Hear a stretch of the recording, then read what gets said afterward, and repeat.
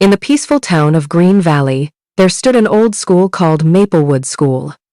The school was famous for its beautiful library, giant playground, and many mysterious stories.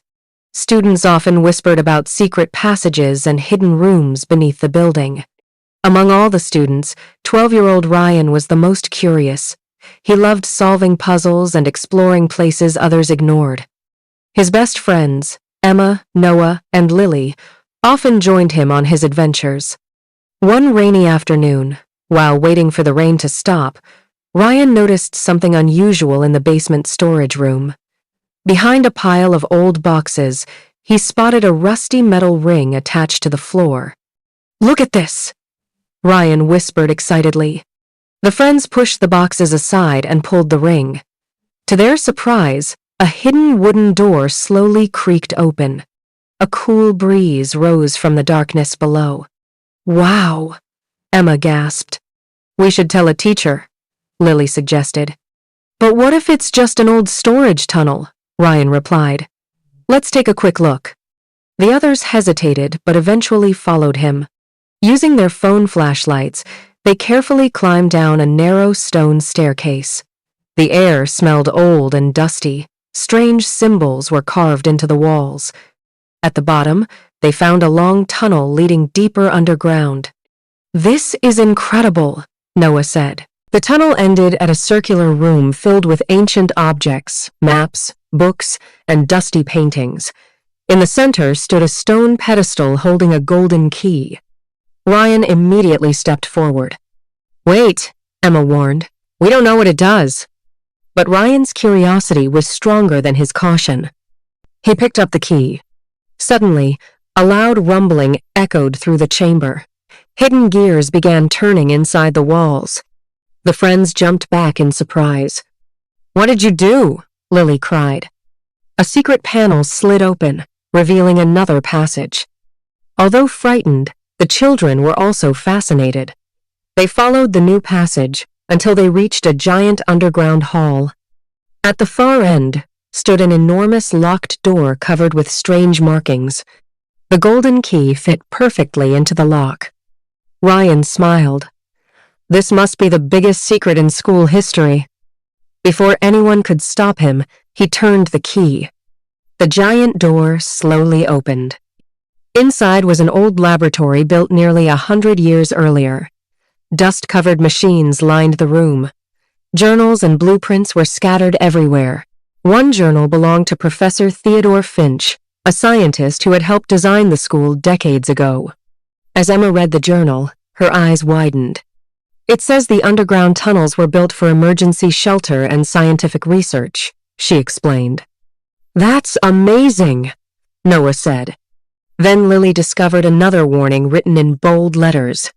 "Do not activate the central machine without authorization." In the center of the laboratory stood a large machine covered with buttons and levers. Ryan walked closer. "Don't touch anything," Emma warned. But Ryan couldn't resist. He pressed a glowing button. The machine suddenly roared to life. Lights flashed throughout the laboratory. The floor vibrated. A loud alarm echoed through the tunnels. "Oh no!" Noah shouted. The machine had started pumping water from an underground reservoir. Old pipes burst open. Water began flooding parts of the tunnel system. "We need to get out!" Lily yelled. The friends raced through the passages as water rushed behind them. They barely reached the circular chamber before realizing something terrible. The tunnel leading back to the school was slowly filling with water. Panic spread across their faces. "This is all my fault," Ryan admitted. For the first time, he understood that his actions had consequences. Instead of panicking, Ryan took a deep breath and remembered a diagram he had seen in Professor Finch's journal. "There was an emergency shut-off valve," he said. "Where?" Emma asked. Ryan recalled a drawing showing a control room near the laboratory entrance. The friends hurried back through a side corridor and found the room. Inside were several old levers. Ryan carefully studied the labels. Unlike before, he didn't rush. He read every instruction twice. Finally, he pulled the correct lever. The alarms stopped. The machine powered down. The flooding slowly ended. Everyone sighed with relief. After safely returning to the school basement, the children immediately reported everything to Principal Harrison. The principal listened carefully. "You should have informed an adult before exploring," she said kindly. "The tunnels were forgotten for decades and could have been dangerous." The children nodded. Ryan especially felt guilty. "I thought curiosity alone was enough," he admitted. Principal Harrison smiled. "Curiosity is wonderful. It helps us discover, learn, and grow. But curiosity without responsibility can create problems. Wise explorers know when to ask for help." Over the next few months, engineers safely restored the underground laboratory. Historians studied the journals and discovered valuable information about the town's history.